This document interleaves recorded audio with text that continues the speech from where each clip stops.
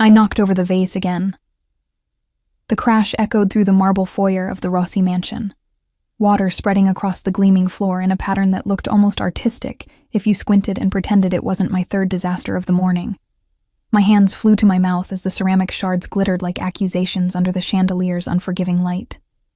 Dio mio, Leah. Grace appeared from the kitchen doorway, dish towel slung over her shoulder, shaking her head with that mix of exasperation and affection I'd come to recognize over 3 years. That's the second Ming vase this month. Technically, it was Qing Dynasty, I corrected, then immediately regretted it.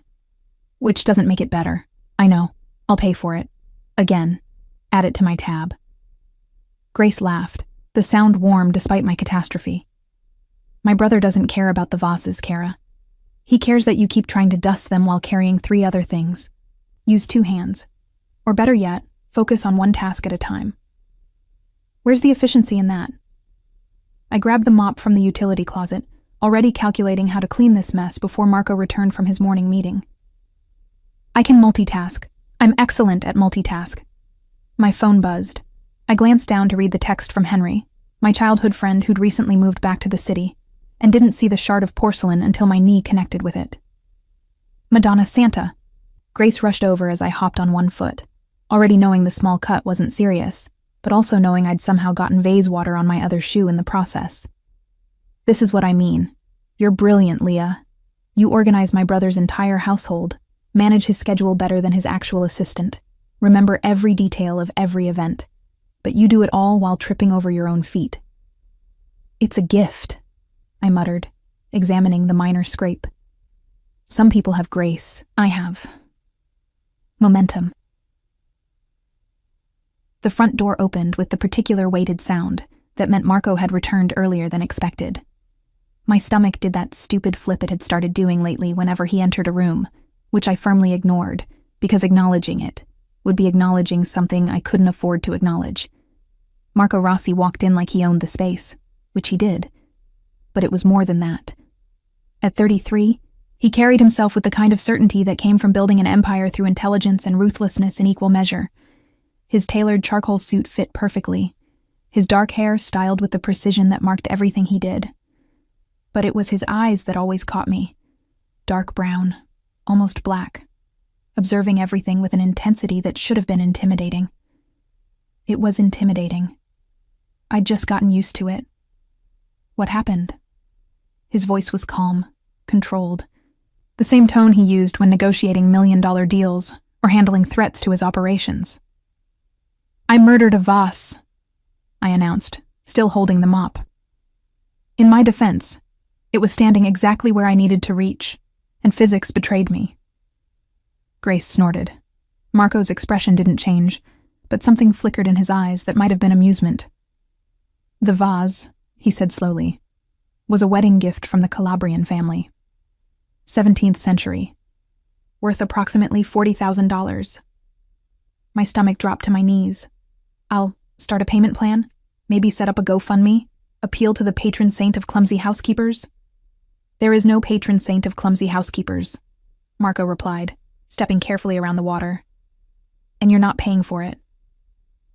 But you're also not fired, he continued, cutting off my protest, despite Grace's assurances 3 years ago that you were a hurricane in human form who can't sit still. He glanced at his sister, who had the decency to look slightly guilty. She also said you were the most competent, detail-oriented person she'd ever met. Both things appear to be true simultaneously. I opened my mouth, closed it, opened it again. An actual fish would have been more articulate. Marco moved past me toward his office, but paused. Patrick mentioned you called him a muscular broccoli last week, while making his protein shake. Heat flooded my face. I thought he was in the gym. I was talking to Grace. It was a compliment. Broccoli is healthy and... He found it hilarious, Marco interrupted. As did I, when he repeated it during our security briefing. His gaze held mine for a moment longer than necessary. Clean up the vase, Leah. Try not to injure yourself further in the process. He disappeared into his office, leaving me standing in a puddle of my own making, both literal and metaphorical. He likes you, Grace said quietly, mopping up the water I'd somehow forgotten about. He tolerates me because I keep his life organized.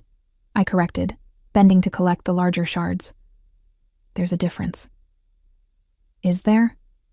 Grace's knowing smile made me uncomfortable. You've been here 3 years, Leah. You've seen the others he's hired. The ones who were perfectly professional, impeccably qualified, respectful to the point of fear. None of them lasted 6 months. You insult his security chief, break priceless antiques, and walk around humming show tunes while organizing his life with military precision. And he keeps you. That's because I'm good at my job, I insisted. But my voice sounded uncertain even to my own ears. You're excellent at your job, Grace agreed. But that's not why you're still here. Before I could formulate a response that didn't sound defensive, my phone buzzed again. Henry, confirming plans for Friday. Grace glanced at the screen over my shoulder. Who's Henry? Childhood friend. He moved back to the city last month. We're catching up Friday. I typed a quick confirmation. He offered to drive me to the neighborhood reunion thing. Remember those block parties our old street used to do? You grew up in Little Italy? 3 blocks from where Henry lived. We lost touch when I moved for work, but he looked me up through social media. I pocketed my phone. It'll be nice to see everyone again. Apparently Mrs. Chen still makes those dumplings that could cure any bad day. Grace made a non-committal sound that, in retrospect, should have warned me something was brewing. But I was too busy finishing the cleanup, reorganizing the disaster I'd created, and trying not to think about why my pulse jumped whenever Marco was nearby. The rest of the day proceeded normally, which in the Rossi household meant organized chaos. I coordinated a dinner party for 8, rescheduled 3 meetings, managed to order replacement orchids for the ones I'd overwatered last week, and only tripped twice. Progress. That evening, as I prepared to leave, Marco emerged from his office. Leah. I turned, smoothing my shirt automatically. Yes? The Santoro contract negotiations. You left the updated terms on my desk. With the modifications you wanted, color-coded by priority. The sections requiring immediate attention are marked in red. Yellow for review by end of week. Green for... I know the system. He stepped closer, and I caught the scent of his cologne.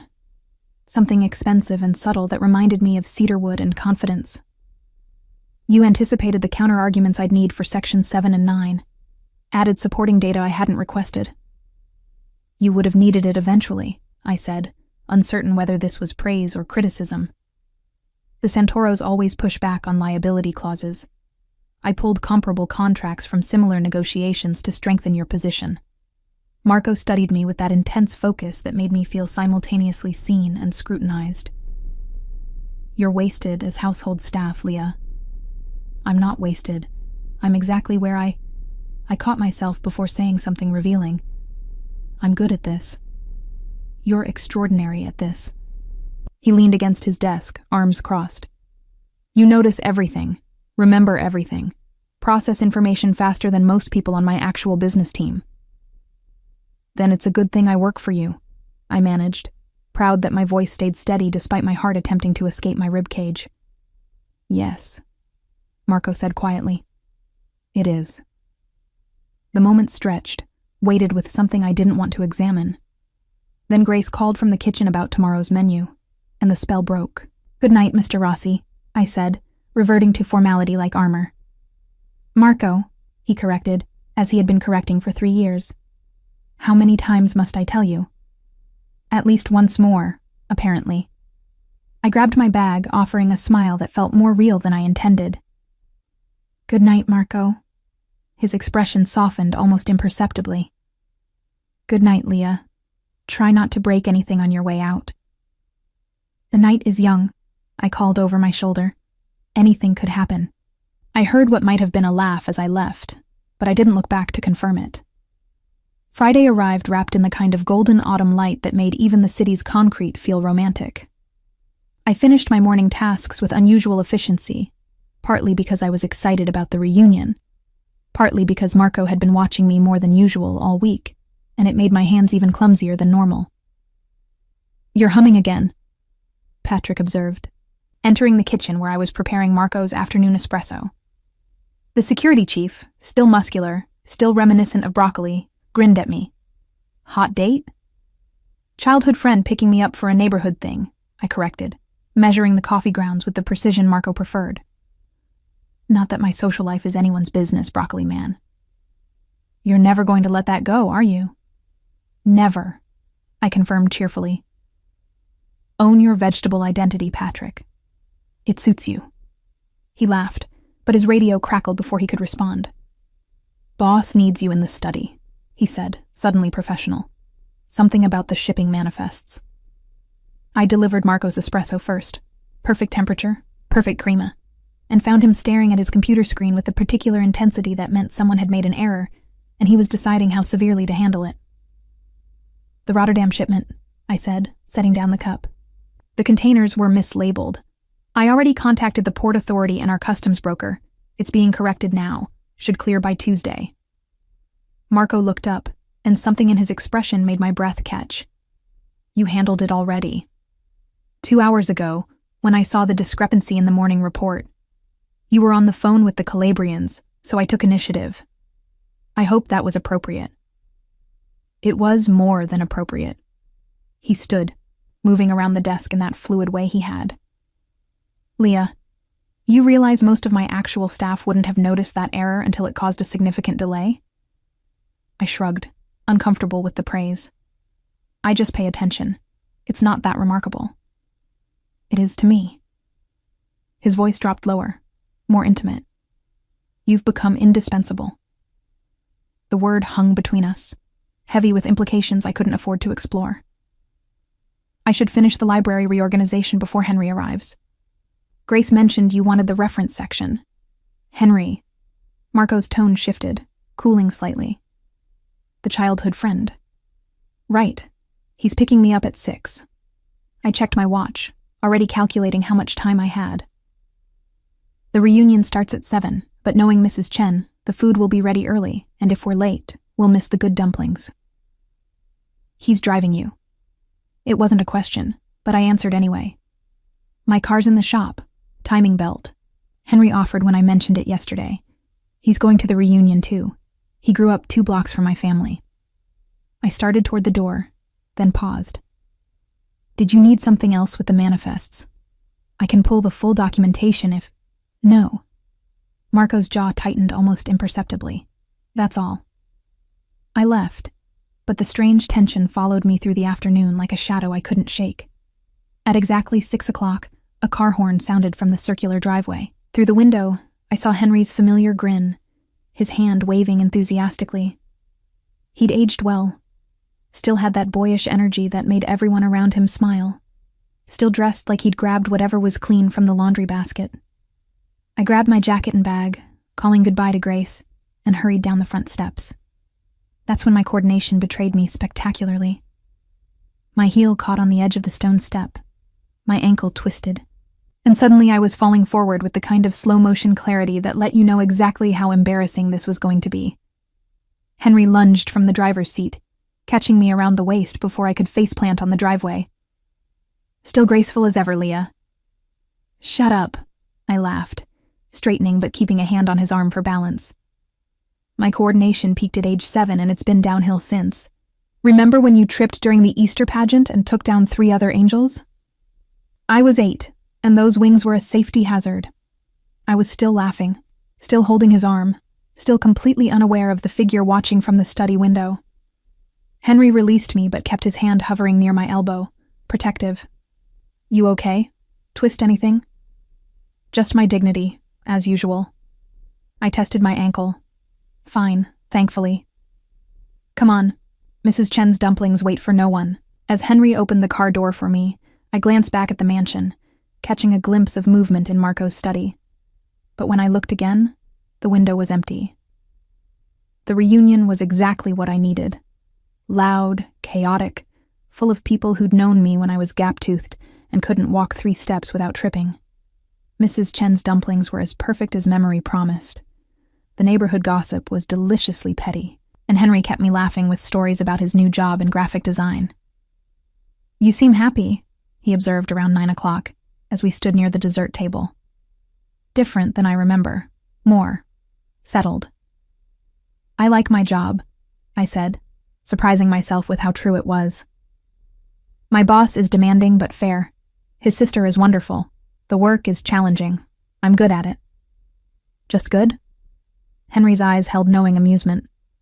Leah, you were always brilliant. You just hid it behind the chaos. The chaos isn't hiding anything. The chaos is authentic. I grabbed a cannoli, biting into it with probably too much enthusiasm. I just learned to use it. Turns out being scattered works if you're scattered in all the right directions simultaneously. We stayed until nearly 11, and I was still laughing about something ridiculous when Henry pulled up to the Rossi mansion. The house was mostly dark except for Marco's study. He often worked late, handling business across different time zones. Thanks for tonight, I said, gathering my bag. I needed this. Anytime. We should do it more often. Henry smiled. Maybe next Friday? There's a new Italian place downtown that... Leah. Marco's voice cut through the night, sharp and cold. I turned to find him standing in the doorway, still in his work clothes but with his tie loosened, top button undone. The porch light cast his face in severe shadows, making him look almost dangerous. Mr. Rossi, I said automatically, then caught myself. Marco, you're still up. Who is this? Not a question, a demand. Henry, bless him, had no idea he'd just stepped into something complicated. Henry Mitchell, old friend of Leah's. You must be her boss. She's mentioned how demanding you are. He said it warmly, like it was a compliment. Marco's expression didn't change, but the temperature seemed to drop 10 degrees. How long have you been seeing each other? We're not... I started, but Henry, oblivious to the minefield, jumped in. Just reconnected last month. Can you believe it? Lost touch for 7 years. Then I literally ran into her at the grocery store. Felt like fate. Fate. Marco repeated the word like it tasted wrong. How convenient. Marco, I said carefully, sensing danger I couldn't quite identify. Henry and I are just friends. Childhood friends. He gave me a ride to a neighborhood reunion. That's all. That's all, Marco echoed, his gaze never leaving Henry. You should go, Mr. Mitchell. Leah has work tomorrow, early. The dismissal was absolute. Henry glanced at me, confused but polite enough not to argue. Right. Of course. See you next week, Leah? Maybe, I said, wanting to sound normal but hearing the uncertainty in my voice. I'll text you. After Henry drove away, I stood on the driveway, staring at Marco, who stared back with an intensity that made my pulse race for entirely wrong reasons. What was that? I demanded, finding my courage. You were incredibly rude. Was I... He descended the steps slowly, each movement controlled. Tell me, Leah, how often has Mr. Mitchell been driving you places, picking you up, taking you to reunions? Tonight was the first time. What is your problem? My problem, Marco said, voice dangerously soft, is that I don't know this man. I don't know his intentions. I don't know if he's safe. He's Henry. I've known him since I was 6. He's harmless. No man is harmless around you. The words hung in the air between us, loaded with meaning I couldn't process. Marco's jaw clenched like he regretted speaking, but his eyes held mine, unflinching. That's not fair, I said quietly. You don't get to police my friendships. You're my employer, not my keeper. Am I? The question was barely audible. Is that all I am to you, Leah? My heart hammered against my ribs. What else would you be? For a moment I thought he might answer honestly, but then his expression shuddered, walls slamming back into place. Nothing, he said, turning toward the house. Get some rest. Tomorrow's schedule is demanding. I watched him disappear inside, leaving me standing in the driveway, confused and inexplicably hurt by something I couldn't name. Grace found me 10 minutes later, still standing there like an idiot. He saw you, she said simply. Through the study window. Saw Henry catch you. Saw you laughing. Saw the way you touched his arm. So? So my brother, who never loses control, just interrogated your friend like he was a hostile witness. Grace's expression was sympathetic. Leah, Kara, when are you going to admit what's happening here? Nothing's happening, I insisted. He was just being overprotective. You know how he is about security. That wasn't security. Grace squeezed my shoulder. That was jealousy. And if you can't see it, you're not as observant as I thought." She left me with that bomb, and I stood in the darkness, replaying every moment, every glance, every weighted word. Marco Rossi, jealous. Over me. It was impossible. It was absurd. It was, my traitorous heart whispered, exactly what I'd been hoping for without admitting it. The following week passed in a strange, tense dance where Marco and I circled each other like wary combatants who'd forgotten why they were fighting. He was colder, more distant, every interaction clipped to pure necessity. I was defiant, deliberately cheerful. If he wanted to be ridiculous about Henry, fine. I'd be aggressively normal about my friendship. Wednesday afternoon, my phone buzzed during lunch preparation. Henry, asking about Friday plans. Before I could think better of it, I answered his call on speaker while chopping vegetables. "Leah, so, that Italian place? Are we on for Friday?" "Absolutely," I said, perhaps too enthusiastically. "What time?" 7:30? I'll pick you up from work again if that's easier." "Perfect. See you then." I hung up and turned to find Marco standing in the kitchen doorway, his expression carved from ice. "Another date," he said flatly. "Another friend outing," I corrected, returning to the vegetables with more force than necessary. "Is there something you need? I'm preparing your lunch. I need you to stop being deliberately obtuse." The knife stilled in my hand. I turned slowly, meeting his gaze with all the frustration I'd been suppressing. "Excuse me?" "You heard me." Marco stepped into the kitchen, and the space suddenly felt too small. "You're seeing him to prove something. I'm seeing him because he's my friend and I enjoy his company. Not everything is about you, Marco." "Isn't it?" His voice dropped dangerously low. "You've worked here 3 years, Leah. 3 years without mentioning any friends, any social life, any romantic interests. Then suddenly this man appears, and you're going out twice in 1 week. Maybe I kept my personal life private because my employer made it clear we had a professional relationship." The words burst out before I could stop them. "Maybe I didn't think you'd care what I did on my own time." "You thought I didn't care?" Marco moved closer, his control fraying at the edges. "You honestly believed I didn't notice every time you smiled? Every time you laughed? Every small moment of joy you brought into this house?" My breath caught. "Marco, I notice everything about you, Leah." His hands clenched at his sides like he was physically restraining himself. "The way you hum when you're concentrating. How you bite your lip when you're worried about making a mistake. The fact that you always triple-check the coffee temperature because you know I'm particular. That you can't walk 3 steps without tripping over something, but you remember every detail of contracts you glanced at once. Then why—" my voice cracked. "Why are you only saying this now? Why only when Henry's involved?" "Because I'm a coward." The admission seemed to cost him. "Because you deserve better than a man whose hands are stained with blood. Because I convinced myself professional distance was kindness. And because watching another man catch you, make you laugh, plan dinners with you, it broke something in me I didn't know could break." The kitchen fell silent except for our breathing. "You're jealous," I whispered, finally saying it aloud. "Yes."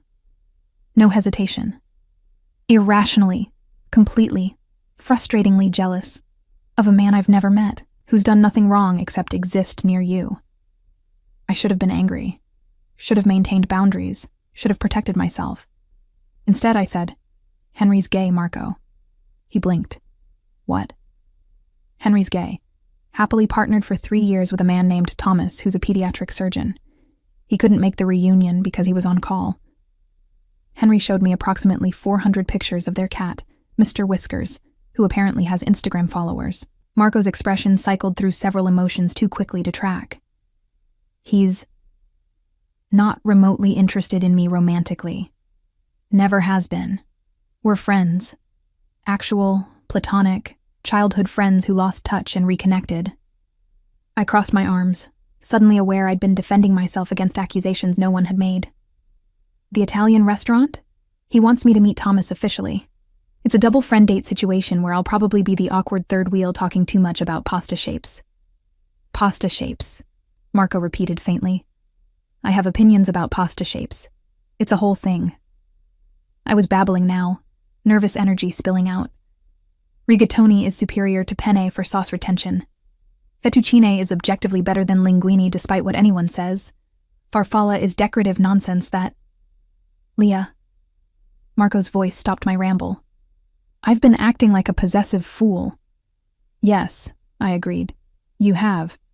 You interrogated an innocent man, glared at me for a week, and generally behaved like someone with... I stopped, suddenly understanding what Grace had been trying to tell me. Like someone who cares. The words hung between us, fragile and enormous. I do care. Marco's control was completely gone now, raw honesty replacing it. More than I should, more than is appropriate, more than I can rationally explain. He ran a hand through his hair, destroying its perfect styling. You walked into this house 3 years ago, broke a lamp within the first hour, called my accountant mathematically aggressive, and somehow became the center of my entire world. My heart was doing gymnastics. I called Frederick mathematically aggressive because he was. He tried to deduct the flowers as a business expense when they were clearly personal. You were right. You're always right about these things. You see details everyone else misses. You organize chaos into clarity. You make impossible things possible while tripping over your own feet. Marco stepped closer, and I could feel the heat radiating from him. And somewhere in the last 3 years, I stopped seeing you as staff and started seeing you as you. Brilliant, chaotic, essential you. Marco. My voice came out breathy. This is complicated. I know. You're my employer. I know. There are power dynamics and professional boundaries and... I know all of it, Leah. His hand rose, hovering near my face but not touching, asking permission. Tell me I'm alone in this. Tell me you don't feel it too, and I'll step back. I'll maintain distance. I'll be only your employer. But tell me the truth. I should have lied, should have protected us both, should have been smart. Instead, I said, I notice things too, you know, like how you always pour your own coffee when I'm running late so I don't stress about it. How you rescheduled the Calabrian meeting last month because you knew I had a migraine, even though I didn't mention it. How you keep replacing the vases I break with cheaper versions, so I stop panicking about the cost. How you look at me sometimes like I'm something precious instead of something clumsy.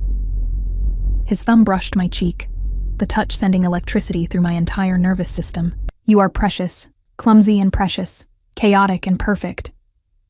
I'm going to drop something if you keep saying things like that. Fair warning. Marco laughed, actually laughed, and the sound was worth every broken vase, every awkward moment, every complicated feeling I'd been suppressing. Drop whatever you want, he said. I'll replace it all. But Leah, I need to know. I feel it too, I interrupted, because apparently I couldn't let him finish sentences tonight. I've felt it for months, maybe longer. I just thought. I bit my lip. You're perfect, Marco, controlled and powerful and successful. I'm the disaster who reorganizes your files while humming show tunes. I never imagined you'd look at me as anything but the hurricane your sister hired. Perfect.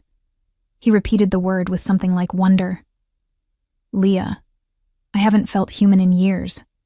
I built walls so high I forgot what it felt like to want something beyond power and control. And then you appeared, breaking things and making terrible vegetable-based insults. And suddenly I was human again. Feeling things. Wanting things.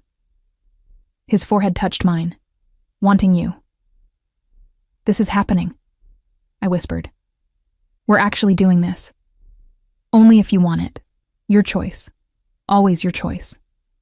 I thought about 3 years of carefully maintained professionalism, about power dynamics and appropriate boundaries, about all the rational reasons this was complicated. Then I thought about Marco's rare smiles, about the way he said my name like it mattered, about feeling seen, truly seen, for the first time in my adult life. I want it, I said. I want this. I want you. Even though you're going to drive me crazy with your control issues and I'm going to drive you crazy with my chaos. I'm counting on it. His smile was devastating. Though perhaps we should establish some ground rules. Like what? Like you're not staff anymore. Not really. We need to redefine this relationship properly. Marco's thumb traced my jawline. I'll hire someone else for household management. You'll work with me in the business side if you want. Your organizational skills are wasted on dusting and meal planning. But regardless, we're equals, Leah. In every way that matters. I like dusting, I protested weakly. And meal planning. And organizing your chaos. Then you can continue doing it because you choose to, not because you're employed to. The point is, removing the power imbalance. You've thought about this. I've thought about nothing else for months. He pulled back slightly, his expression serious. I need you to understand what you're accepting, Leah. My world isn't simple. There are dangers, complications, things I'm not proud of. If we do this, you're choosing all of it.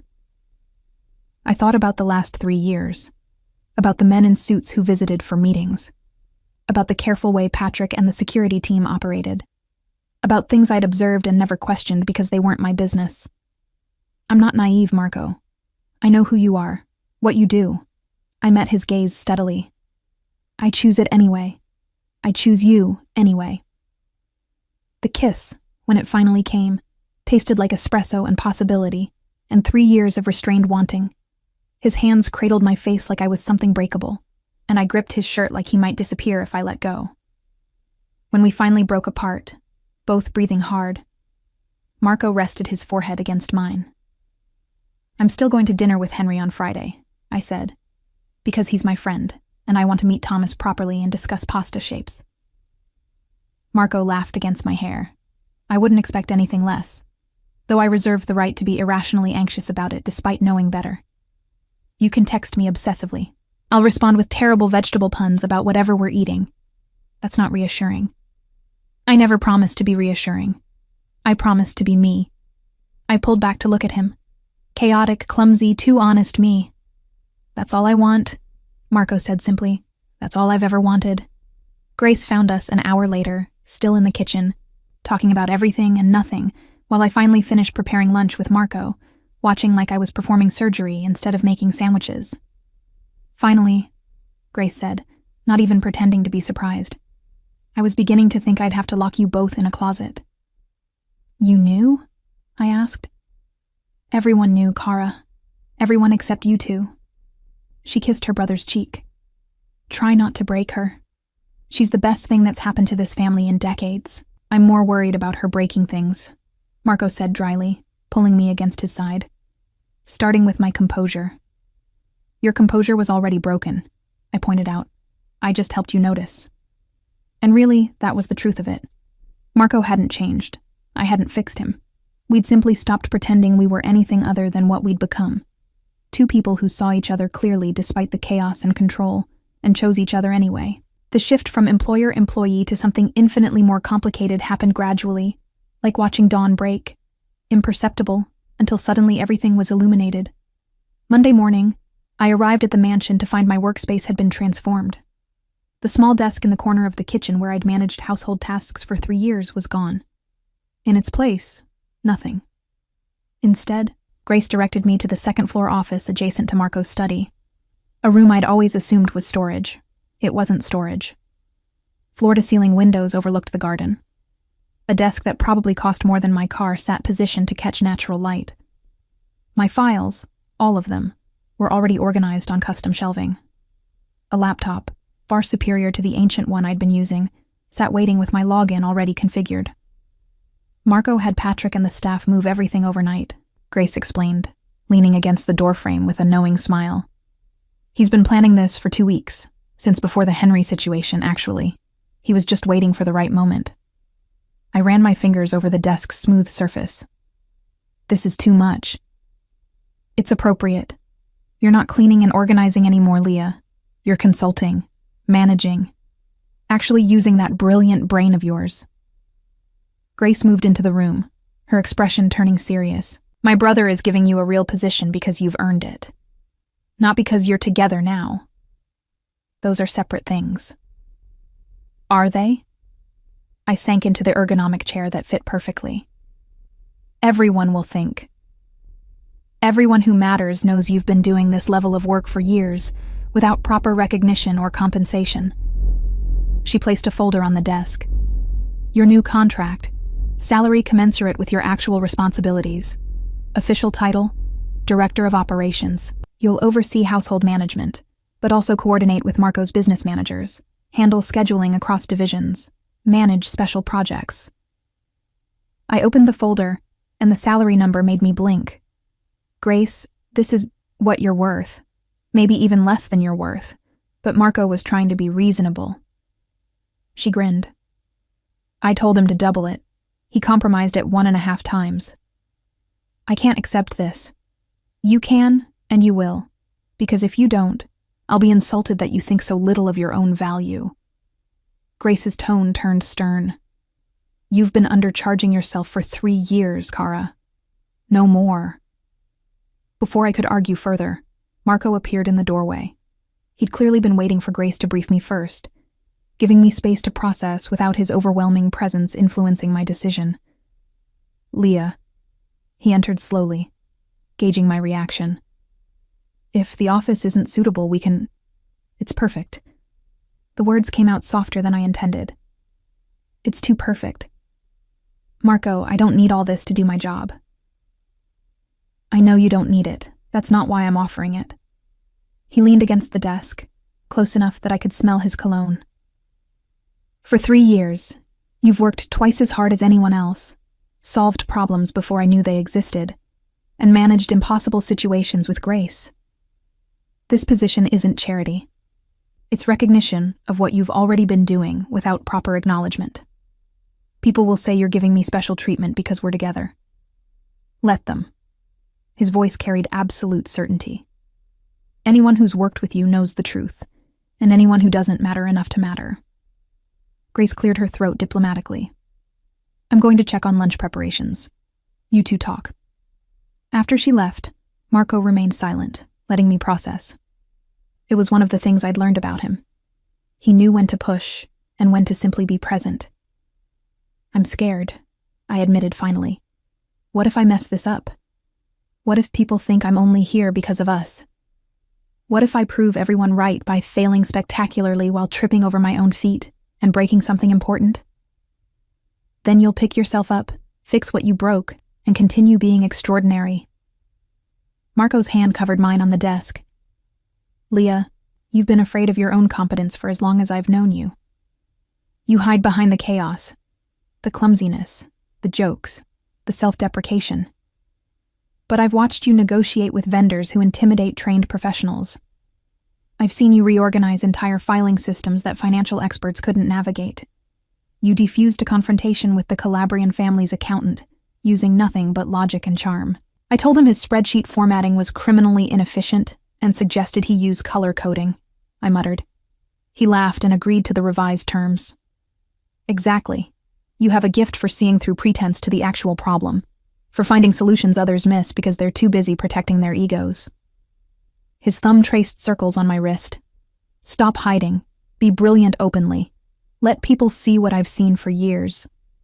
I wanted to argue, to list all the reasons this was too much, too fast, too complicated. Instead, I asked, "What's my first project?" Marco's smile was worth the leap of faith. The Santoro contract negotiations. They're stalling on the Northwestern Territory Division. I need fresh perspective. Someone who can see patterns I'm too close to notice. The Northwestern Territory Division is stalling because they're not actually negotiating in good faith, I said immediately, pulling up the files I'd memorized months ago. They're running out the clock until the Delgado family completes their harbor acquisition.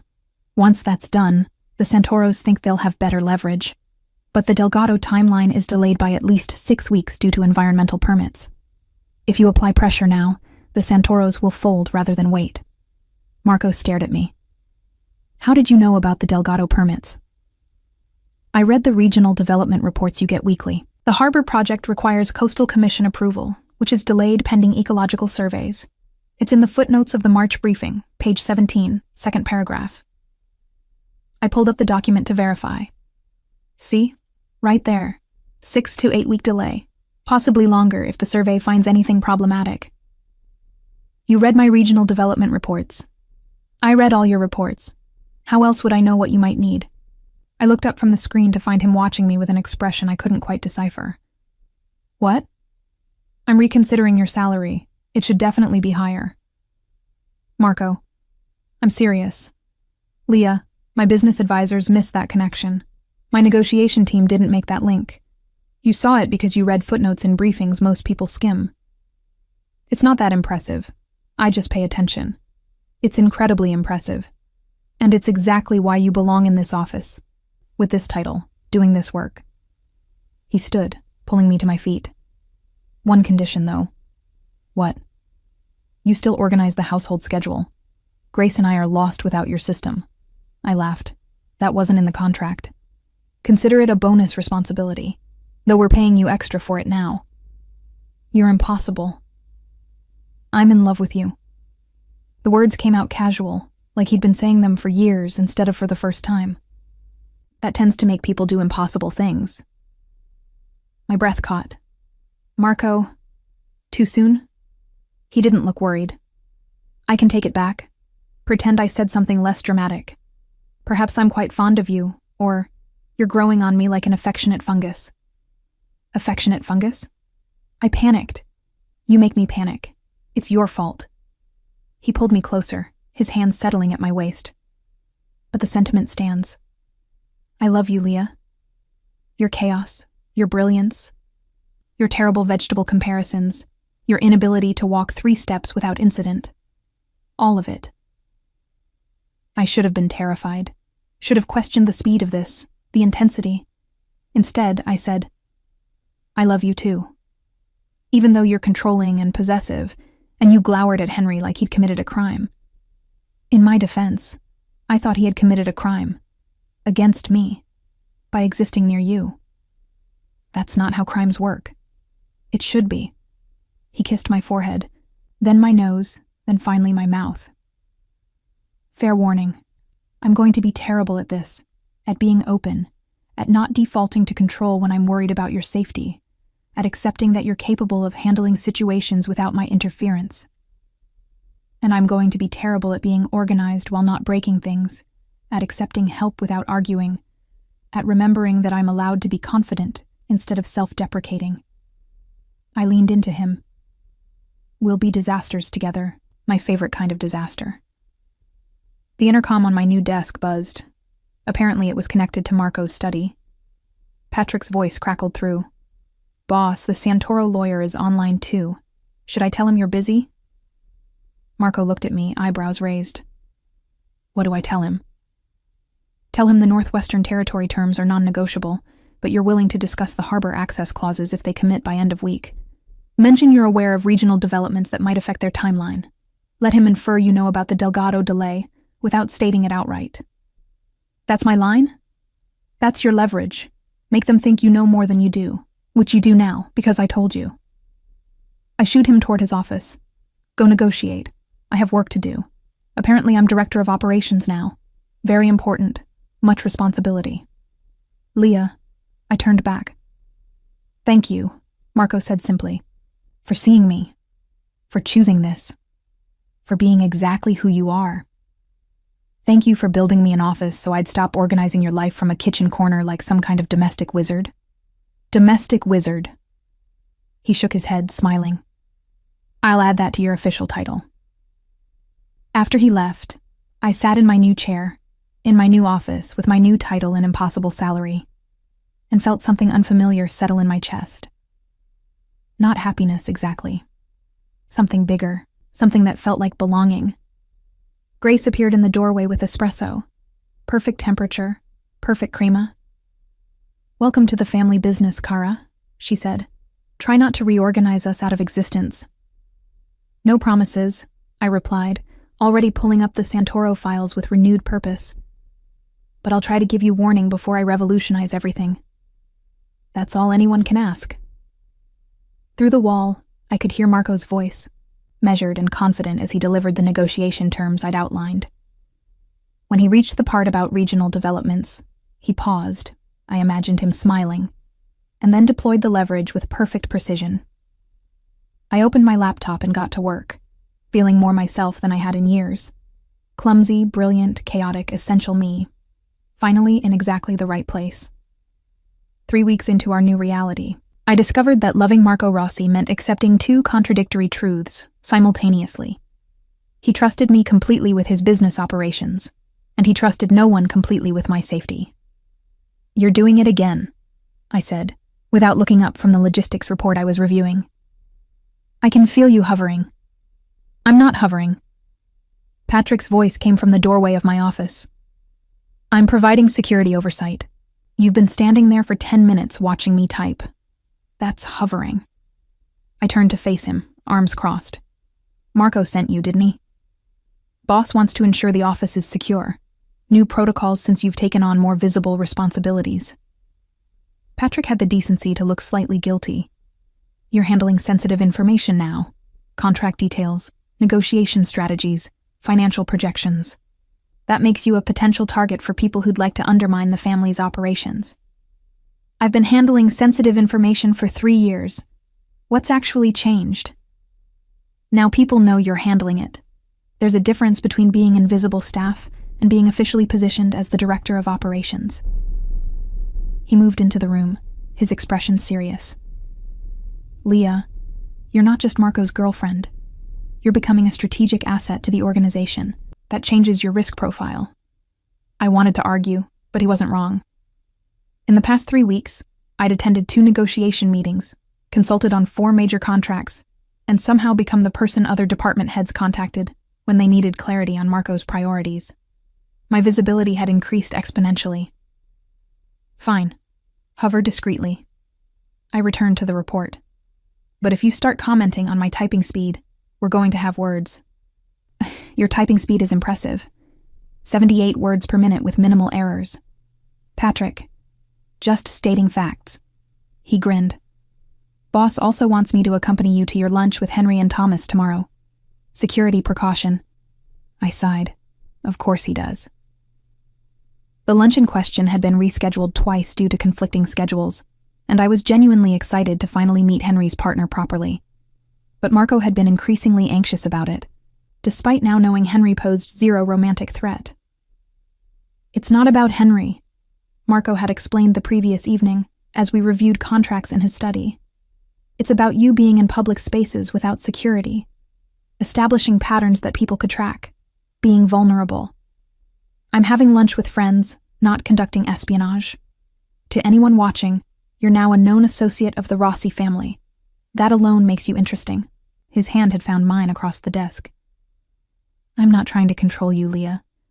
I'm trying to protect you from dangers you haven't encountered yet because I've kept them away from you." Now, facing Patrick's protective stance, I understood Marco's concern wasn't about jealousy. It was about a world I was only beginning to fully understand. "Okay," I said finally. "You can come to lunch. But you're sitting at a separate table and pretending not to know us." I refused to introduce my security detail to Henry like it's normal. It is normal. For this life. It's not normal for me. Not yet. I saved the report and stood. "I need time to adjust to being someone who needs protecting. Give me that at least." Patrick's expression softened. "Boss said you'd resist. Also said to tell you that resistance is pointless because he's already arranged security whether you agree or not. But he'd prefer you to agree, so you don't spend energy fighting something designed to keep you safe." "He said that exactly?" I'm paraphrasing. He actually said, "Tell her I love her stubbornness, but I love her safety more. And if she argues, remind her she once insisted I wear a seatbelt in my own car, because statistics matter." I laughed despite myself. That's more accurate. "So we agree? I accompany you tomorrow, discreet but present?" "We agree. But Patrick?" I met his gaze. "Thank you for taking this seriously, for understanding I'm not just." I gestured vaguely. "Whatever people think I am." "Your family," Patrick said simply. "Grace adores you. Marco loves you. That makes you one of us. We protect our own." The words settled something anxious in my chest. Family. Not just Marco's girlfriend or the director of operations, but actually part of this complicated, dangerous, fiercely loyal unit. That evening, I found Marco in his study, staring at security protocols with the kind of intensity usually reserved for hostile takeovers. "Patrick told me about tomorrow," I said, closing the door behind me. Thank you for caring enough to worry. But Marco, you can't bubble wrap me forever. I can try. He didn't look up from the documents. These are threat assessments from the last 6 months. 3 separate attempts to gather information about my operations through indirect approaches. One tried to bribe a vendor, another posed as a journalist. The third approached Grace at a charity event. I moved behind him, reading over his shoulder. None of them succeeded. Because we were vigilant. Because we anticipated threats. Because we maintained security protocols even when they seemed excessive. He finally turned to face me. I'm not trying to control you, Leah. I'm trying to ensure you're still here next week, next month, next year. That I don't lose you because I was too concerned about seeming overbearing to implement proper protection. You won't lose me. I knelt beside his chair, taking his hands. But you need to trust that I'm not as fragile as you fear. I've survived 25 years of spectacular clumsiness. I can survive being loved by you. It's not the same thing. Isn't it? You're worried I'll get hurt because of who you are. I'm worried I'll break something important in your life because of who I am. We're both afraid of our own natures damaging the other person. I squeezed his hands. But Marco, I choose this. The security concerns, the complications, the visibility. I choose all of it because I choose you. His thumb traced my cheekbone. You're more resilient than I give you credit for. And you're more terrified than you admit, which is actually sweet, in a controlling Italian way. Controlling Italian way? He pulled me into his lap with a raised eyebrow. Should I be insulted? You should be aware that your particular brand of protective intensity is very culturally specific. I settled against him, feeling the tension gradually leave his shoulders. Also that I find it simultaneously frustrating and endearing. Simultaneously. I'm complex. I contain multitudes. You should know this about me by now. Marco laughed, the sound vibrating through his chest into mine. I'm learning. Every day, I discover something new about you that I didn't know I needed. Like what? Like how you hum show tunes when you're solving complex problems. Like how you make terrible vegetable puns when you're nervous. Like how you somehow reorganized my entire security protocol filing system by threat level and probability without being asked. And it's actually brilliant. The old system was chaos. Color coding by type instead of severity. Amateur hour. You're perfect, Marco said softly. Perfectly imperfect. Chaos organized into beauty. That's the nicest thing anyone's ever said about my organizational skills. I meant it about you. The organizational skills are secondary. We sat there in comfortable silence, the weight of his arms around me feeling less like control and more like home. Tomorrow, I said eventually, you're going to worry the entire time I'm at lunch. You'll probably text Patrick every 15 minutes for updates. You'll imagine worst-case scenarios that would never actually happen. Accurate assessment. And I'm going to go anyway, have a lovely meal with my friends, discuss pasta shapes and probably embarrass myself at least twice. And then I'll come home to you, safe and sound, and you'll realize your worry was disproportionate to the actual danger. Also accurate, though I reserve the right to worry regardless. Deal. I kissed him softly. But Marco, at some point, you're going to have to trust that love doesn't make me weaker. It makes me more careful. Because now I have something to come back to. His arms tightened around me. When did you become so wise? I've always been wise. I just hid it behind the clumsiness. I pulled back to look at him properly.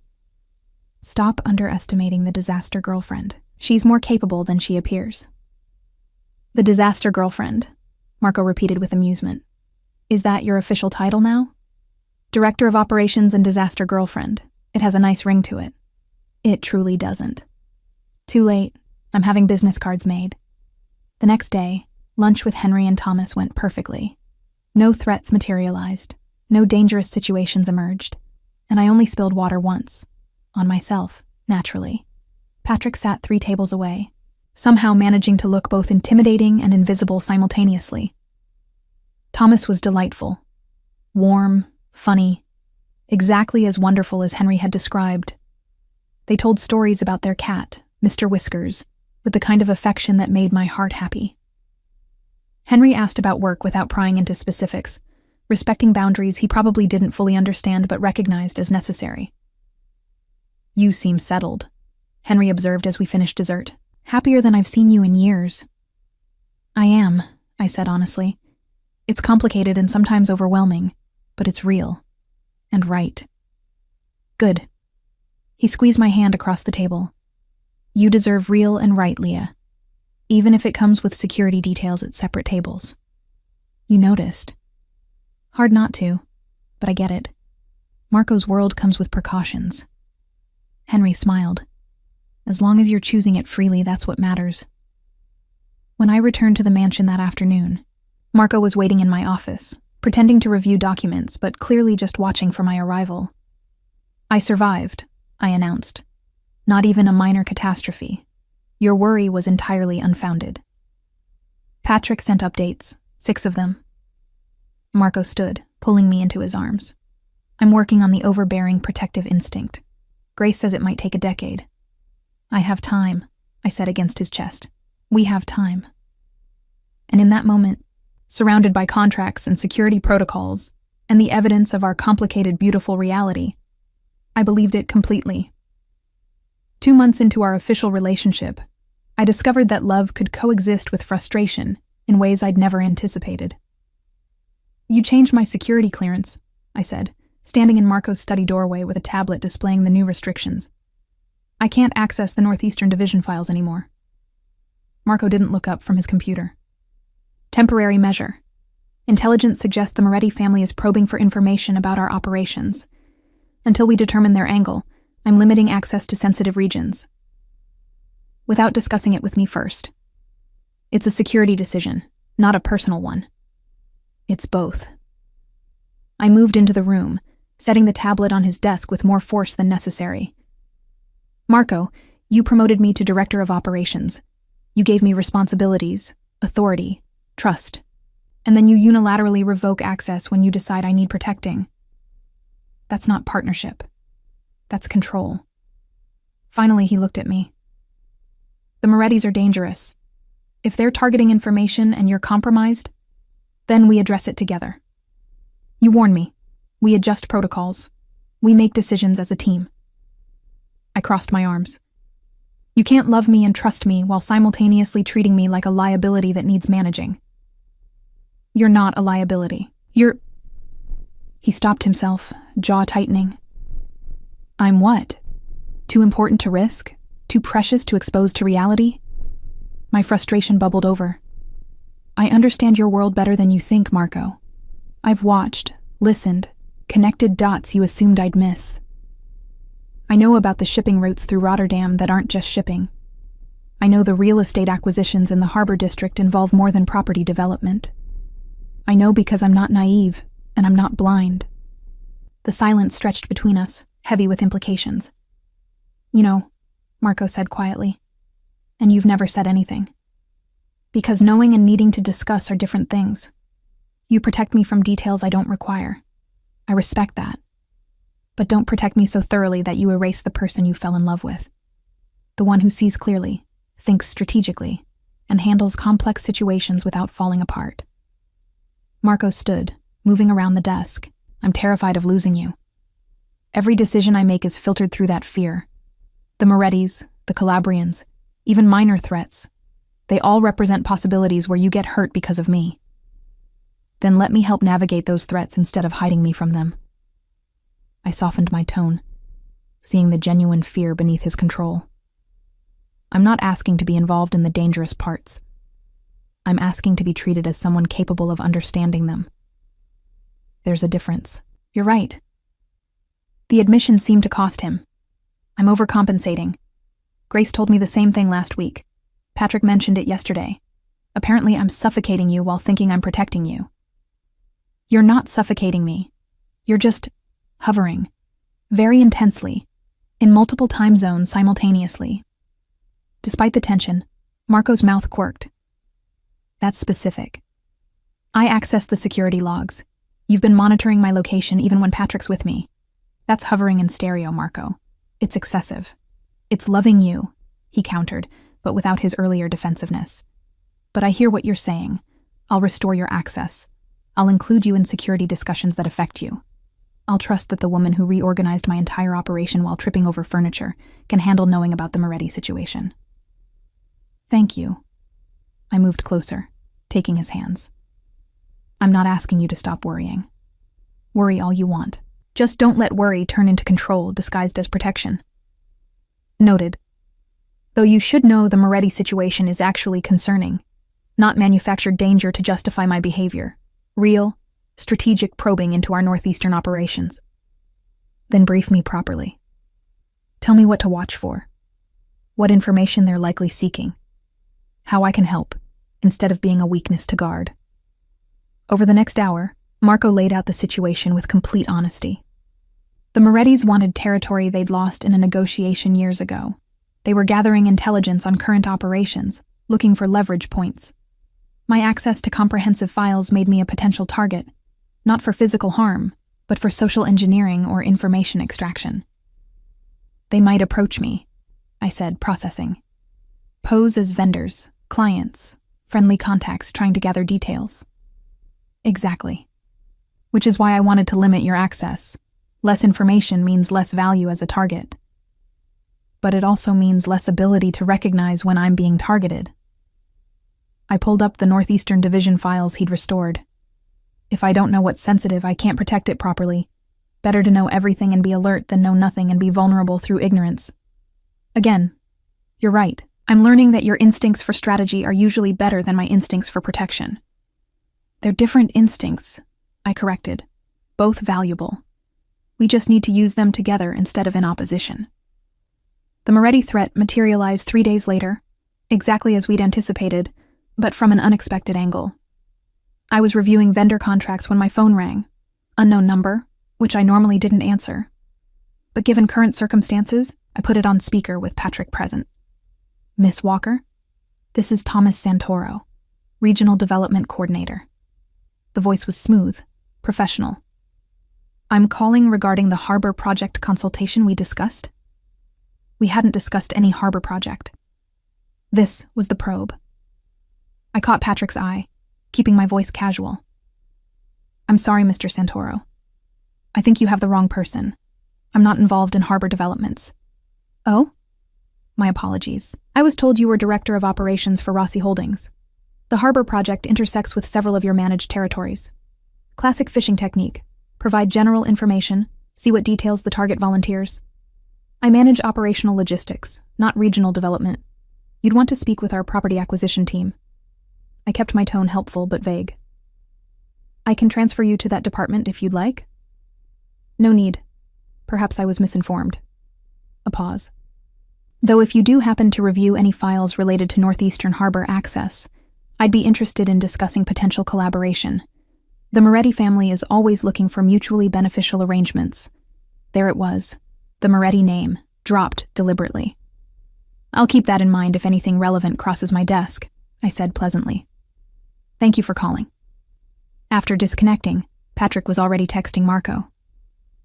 That was smooth. Most people would have either volunteered information or gotten defensive. Most people haven't spent 3 years watching Marco negotiate.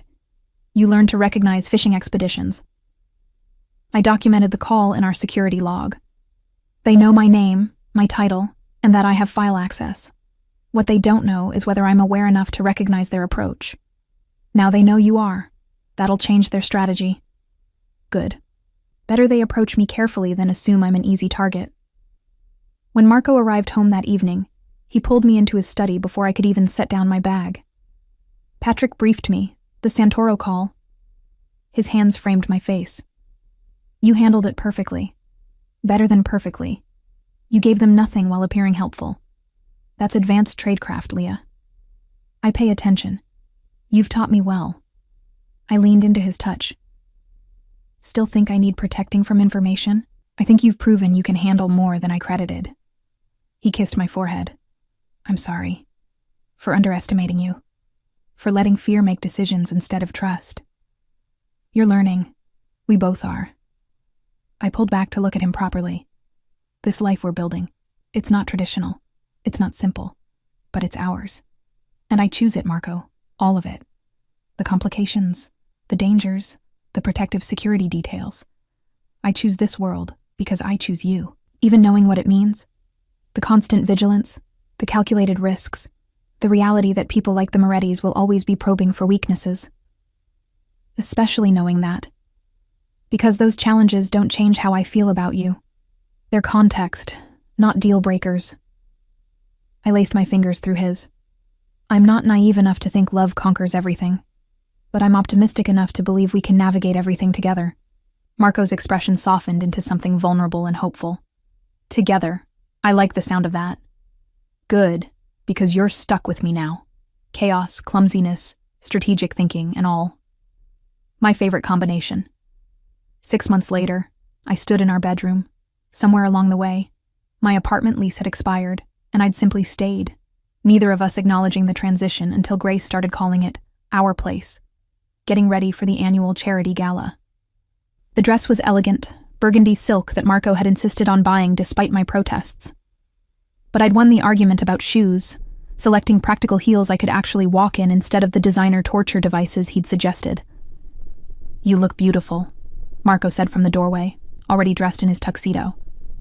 Though I maintain the Louboutins would have been stunning. The Louboutins would have resulted in me falling down the stairs and creating a scene. These are stunning and functional. I turned, letting him zip the dress. How do I look? Appropriately professional for the director of operations attending her first major social event in official capacity? You look like the woman I love. His hands settled at my waist. But yes, also appropriately professional. Grace will be proud. The gala was everything I'd expected. Wealthy donors, careful politics, the subtle dance of power and influence. But this time, I wasn't serving. I was participating. Marco introduced me without hesitation to business associates, rivals, allies. Not as his girlfriend trying to hide in the background, but as his partner in every sense that mattered. So you're the one who reorganized the Northeastern operations, a silver-haired man said during cocktails. Santoro mentioned you were formidable. Mr. Santoro called me by mistake, I replied smoothly. But I appreciate the compliment nonetheless. The man laughed, understanding the unspoken message. Smart and diplomatic, Rossi chose well. After he moved on, Marco leaned close. You just earned respect from the Calabrian family's financial advisor.